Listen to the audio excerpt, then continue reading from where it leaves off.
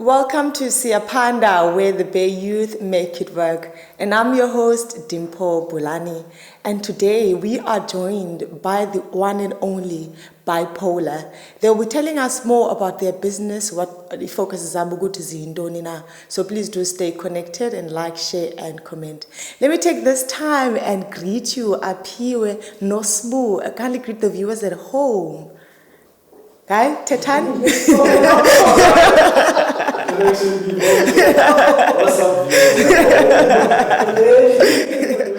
Yes, cela nisixelele about bipolar. Ndiyayazi xa kuthethwa ngebipolar, people would think when we say bipolar as in like bipolar, like the mental issue, but ningu-bipolar. Tell us about the name of vision yenu. So it does link to what you're saying about bipolar, but not as directly as people tend to think at first. So the original concept was that as people were very polarized. We're two best friends, we're just from two totally different lives. I'm from Limpopo, he's from this side, so it's also polarized country-wise. So we started this company here and it became bipolar because of the two people who head it are so polarized, but one thing at the same time. Like, we're friends. People see him in the streets and they're like, hey, aren't you brothers with that guy? Or people see me and like, hey, do you know that guy? You guys. And I'm like, yeah. So it came from that, but it's also a matter of, bipolar itself isn't just the disease thing, it literally just means two polarized things. So it's not as negative, it's not always about mental stigma, it's just polarities working towards one unison goal. And that's where the whole bipolar thing came from. Okay. And for someone hearing the first time about BhayiPolar Visions, beyond just making films, tell us more about bipolar. Okay, so BhayiPolar it's a marketing hub more than anything. What we're trying to do is market Isintu in many art forms because we don't just make films. I'm a storyteller as well. We also come up with concepts, creative concepts. A lot of other things that like events, organizing and planning and stuff like that. So a lot of the things that we do are in the entertainment industry, but not just in film. So I don't think I'm answering the question. I've completely forgotten it now. So beyond just filmmaking, I think ultimately what Aphiwe is saying is that we consider ourselves in the business of preserving culture.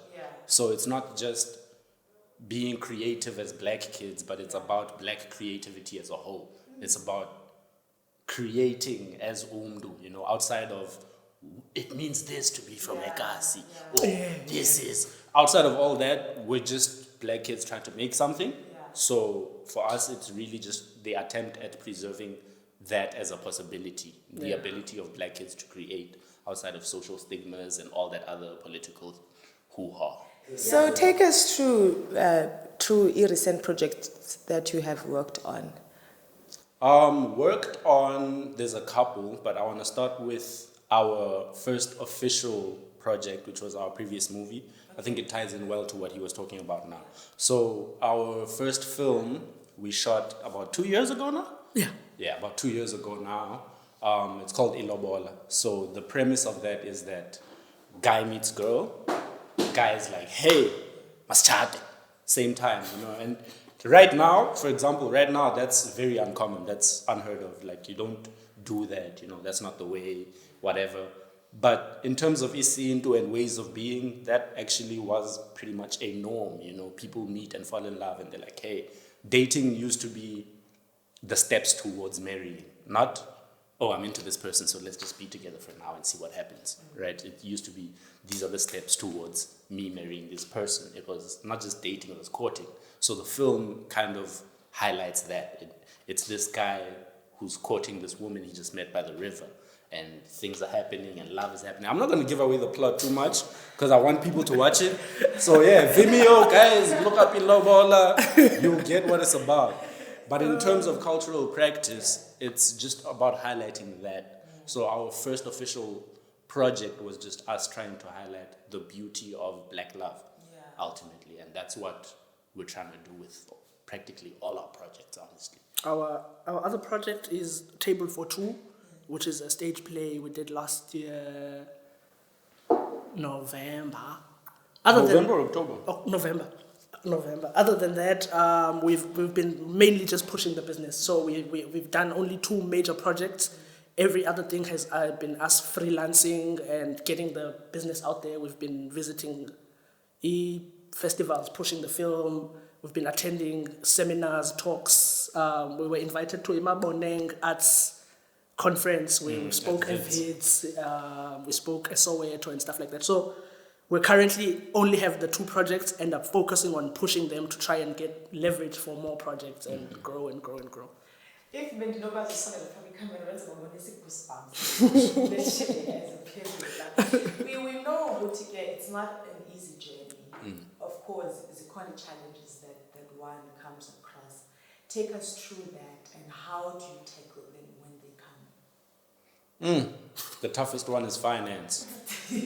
Man. Yeah, no, any creative pursuit or anything, but with filmmaking is literally a game of finance. Yeah. Like everything has to be paid for, mics, lights, cameras. Yeah. You have to feed actors, you have to transport actors, you have to print scripts. That's something that's slept on. People think, no, you have to print scripts. And when you're printing for 15 people and it's 4 rand a page. It's 4 rand a page and you're printing an entire film, it's a lot. Yeah. It's a lot. So what helps us, or how we got through that in our first production, for example, at the time I was working at Gqeberha, the Empire. Yeah. So I could ask the production office to help us with, for example, printing scripts. Yeah. It was easy for me to rent lights at a good price because there was that production happening.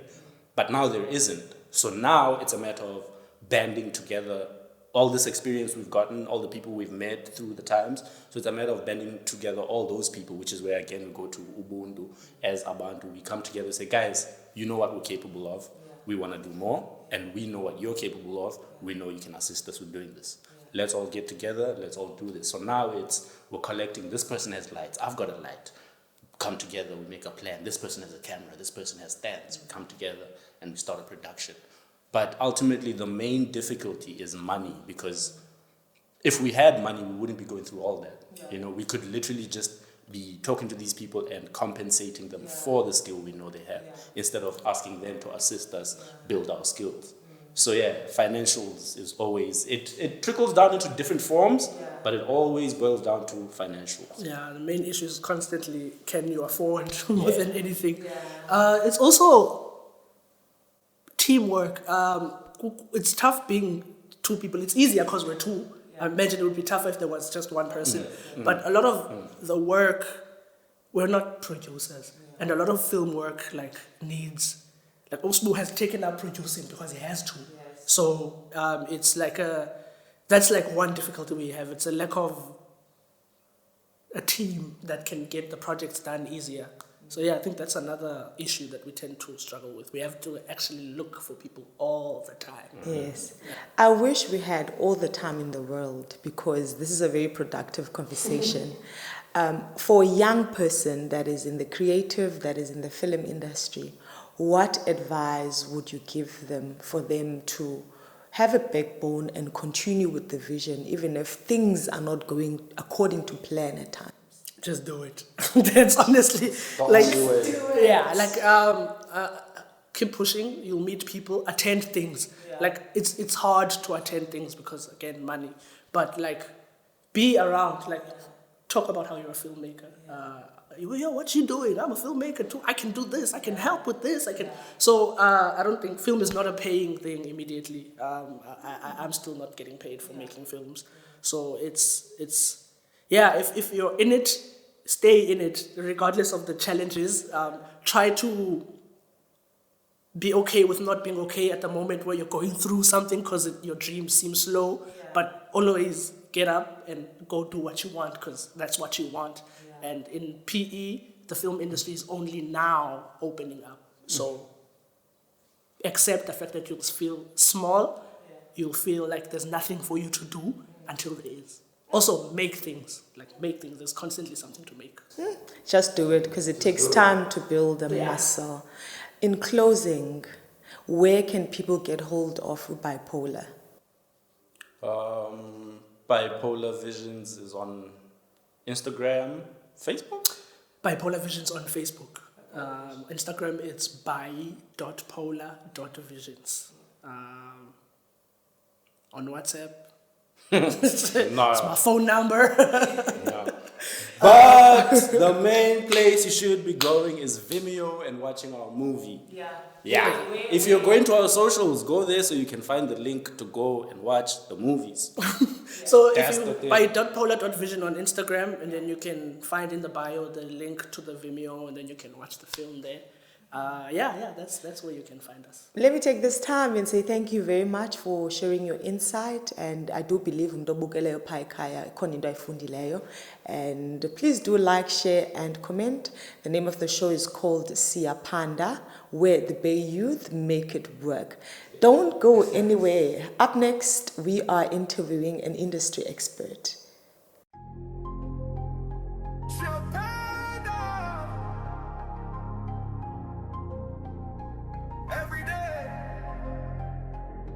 Welcome to Siyaphanda, where the Bay Youth make it work. I go by the most Sibu Tshifhiwa, and today we are joined by our special industry expert, Mr. Hubert Ngqwana, who is a media practitioner and also a filmmaker. Mr. Ngqwana, thank you very much for coming through and honoring the invite. So I'm even having goosebumps just having you next to me. How are you, sir? I'm always good. How are you? I'm well. I'm great. Before we get right into it, please take us back to what inspired you to get into the film space. For me, I grew up at a generation where we didn't have television at home, and therefore we had to go and watch movies at a hall, the old karate, kung fu, Western kind of movies.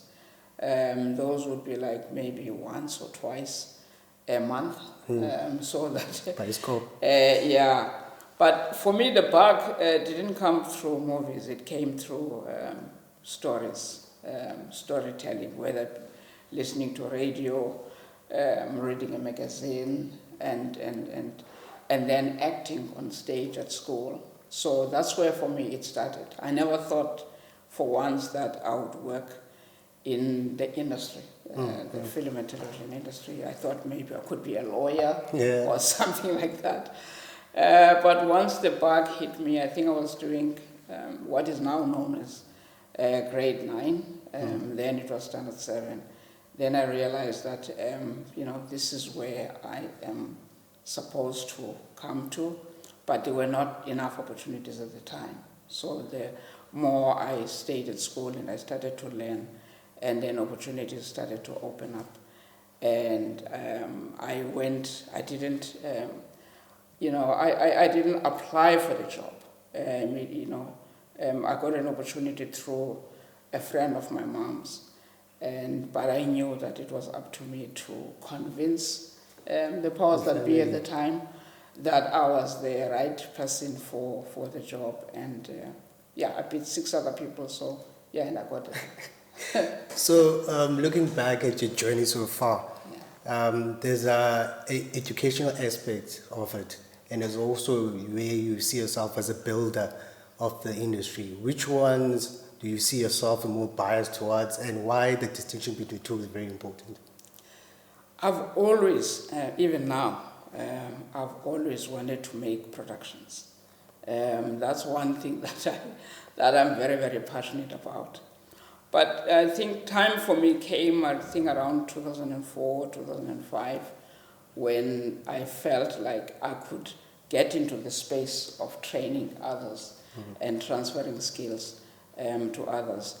But even though I love, staying in class and teaching and assessing competence and that kind of stuff, I still have passion for making productions. So in a way, almost every year I tend to gravitate towards making productions, so that because things change and softwares, they get developed every year, new things are coming in every year, so you don't really know everything, and I want to always challenge myself with that.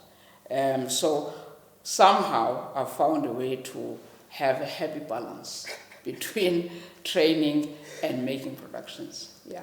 You have vast experience in this industry. I mean, some of us were still in primary school whilst you're already at it. Can you just share some insights when it comes to dealing with the talent of the Eastern Cape?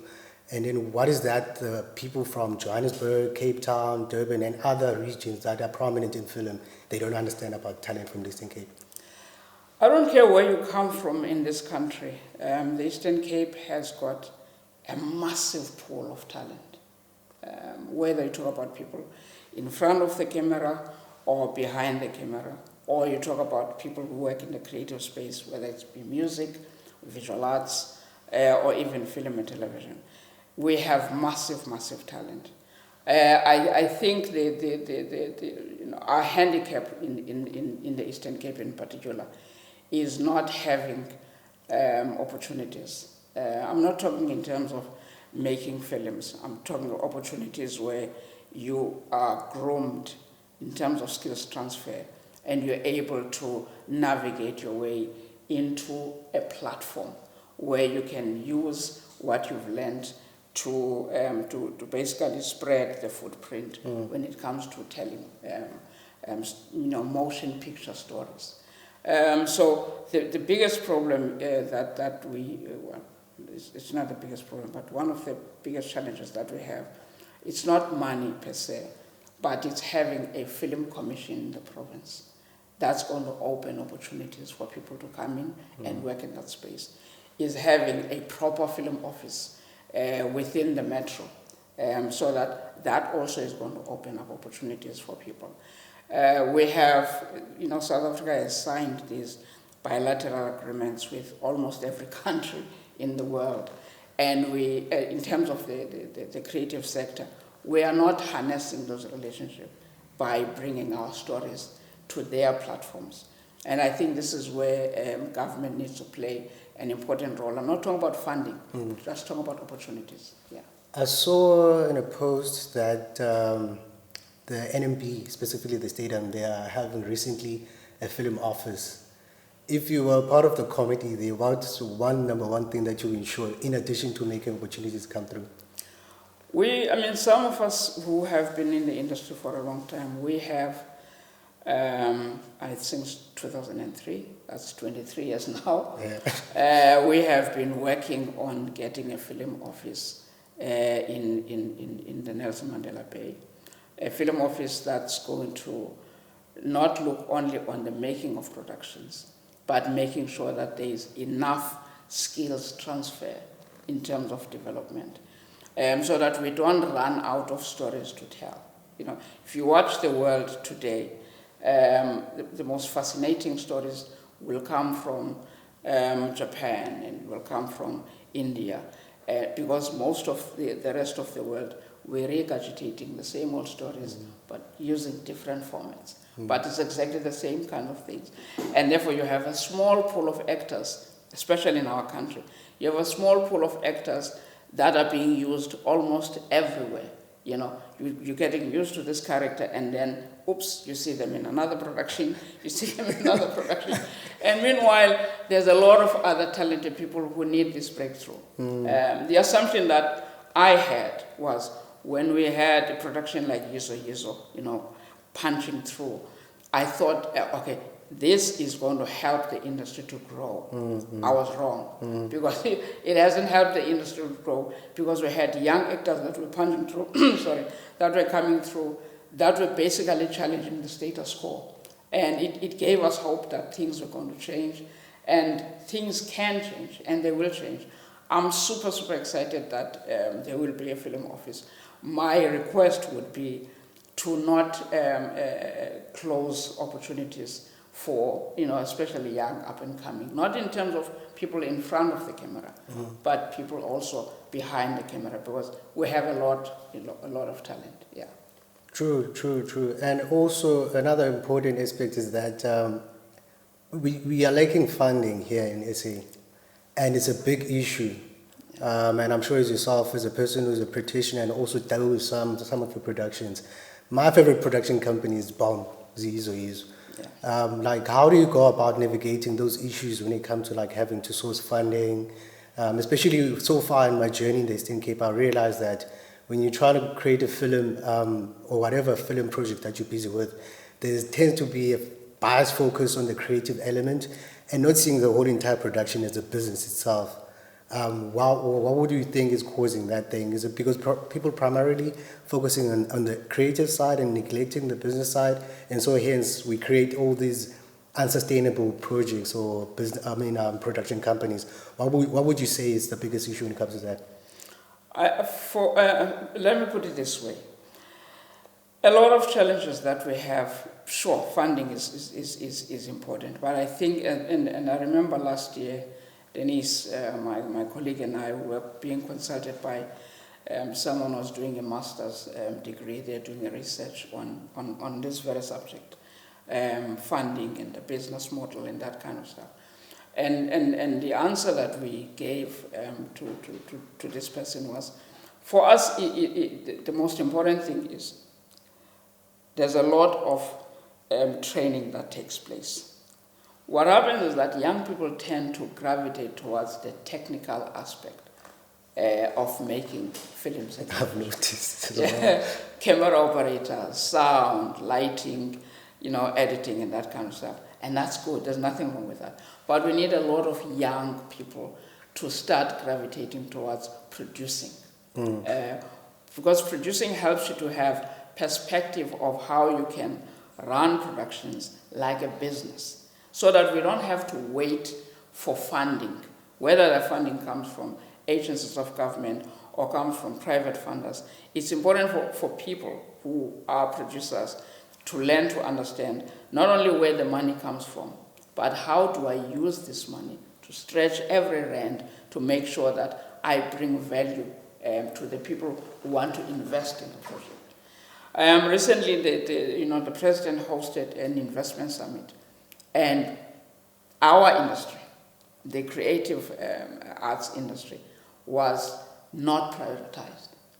And it's not because we don't make productions, we don't do feature films. Part of the reason is they don't take us seriously because we haven't, expressed ourselves as a proper industry, as a business. So I think once a lot of people start to learn to become producers so that we can begin to make this look like a business as it should be, a whole lot of people would be interested to invest. But you can't invest in something where there are no guarantees that it's going to make money at the box office, or it's going to bring audiences to Netflix, or any of these other platforms. So one of the things that I learned when I was working inside a broadcaster was the importance of understanding your audience and tailor-make your project or your production for that audience. Not only from the position of viewership, but from the position of getting that loyalty. Because that loyalty means advertising. And advertising means money. And money means sustainability. If we don't learn those tricks, then we'll always be complaining about not getting funding. I don't know if that makes sense. Yeah, it does. And talking about productions, I just want to pick your brain a bit. Yeah. What has been your challenge so far in terms of working with broadcasters, investors, and also brands when you're having to convince them to put money into your production instead of seeing it as a corporate social investment, but see it as a viable investment? What has been your challenge regarding to that, specifically in the Eastern Cape? Okay. I think the biggest challenge for when it comes to broadcasters, I think in a way I've been fortunate, or we've been fortunate to get gigs that get, where you get commissioned to make a production and you make a production.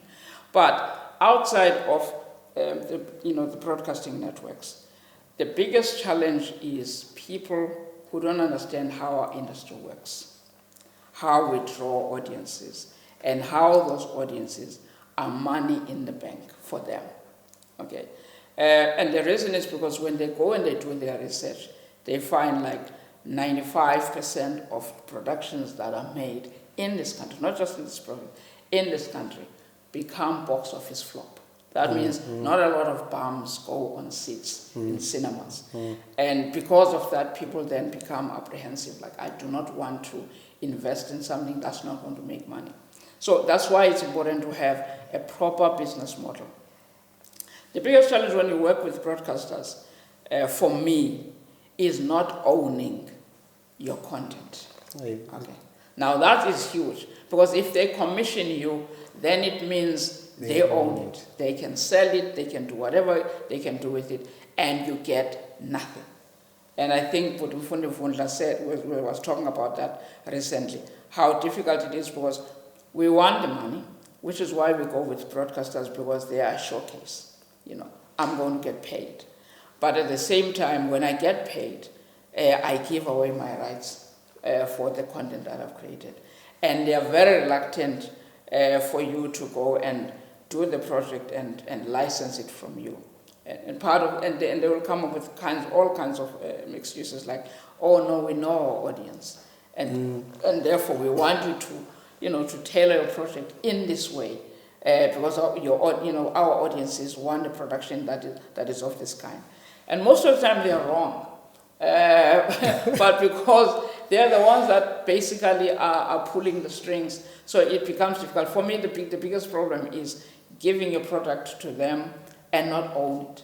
And that's the biggest challenge. But as far as local investors, there are who are curious, but are not sufficiently curious to invest in a project where there is no guarantee for returns. Still sticking with the subject of investment. Yeah. Now, I want you to imagine a situation where you're given an opportunity to create one pilot project. Yeah.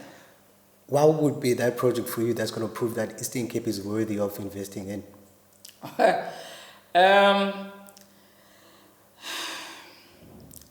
Once again, it depends on the trends. And I always say to students, you need to visit film festivals, because this is where you learn about what's the trend in South Africa now, what's the trend in these countries, for example, the BRICS countries where we have bilateral relations with.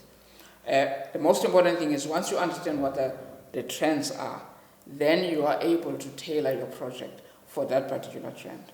In South Africa, for example, year on year, the one thing that has always been successful is comedy or romantic comedy. So any pilot along those lines has the potential to be successful. Yeah, but we've seen a lot of flops in comedy. Yes, we have. But a lot of productions have made money in South Africa. I mean, Happiness is a four-letter word. That's a rom-com. Okay?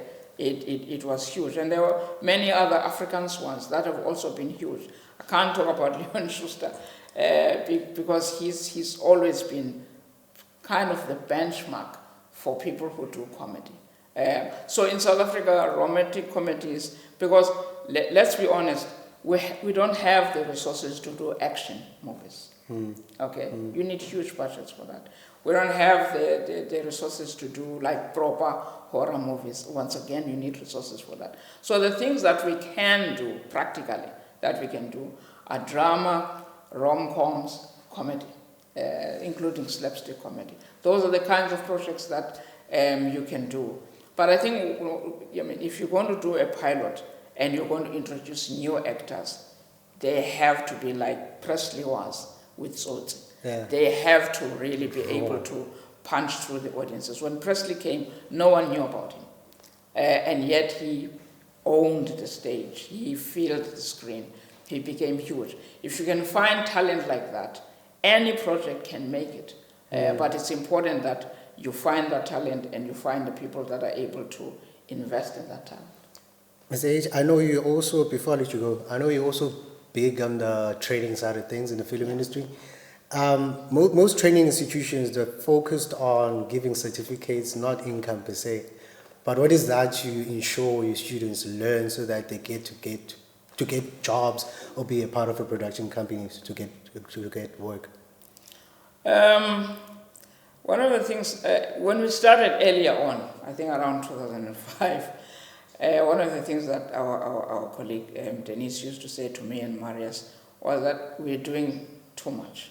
Like we're giving students too much information and too much training, and we too much in terms of being strict, because we know how the industry works. One of the things that I love about the media workshop, and one of the things that makes it easy for me to come to work every day, is the fact that I know we're not shortchanging students. We're giving them everything there is to know about the industry, and every skill that we have, we pass it on to them. Because it's important that outside of the certificate, you are able to perform. That is important. You can have a piece of paper that proves that you are competent, but if you are not able to prove practically that you're able to deliver, whether it be in script writing, whether it be in coordinating and managing productions, whether it be behind the camera or behind sound and lighting or in editing. So most of the students that come from the media workshop are people who are industry ready. I remember being asked by someone from SABC, a former colleague of mine, saying to me, what are you doing? What are you teaching these kids? Because when they come as interns, we expect to teach them something, and we find that they already know everything. Everything that we're supposed to teach and guide them in, they already know. And I said, it's because we've used our background, our training from broadcasting networks to take all of that information and to give it to them, so that when they go there and shine. And that's what we try to do. Message. Unfortunately, we don't have enough time. I wish we can expand on this more, and hopefully we're going to have you again, so you can tell us more. But thank you very much for your time, and thank you for coming in, and we do look forward to having you again. That was Mr. Hubert Ngqwana, media practitioner and also educational specialist in the media space. Do check us out on YouTube, the Media Workshop, TMW, and otherwise from me and my side and the team, we'll see you on the next one.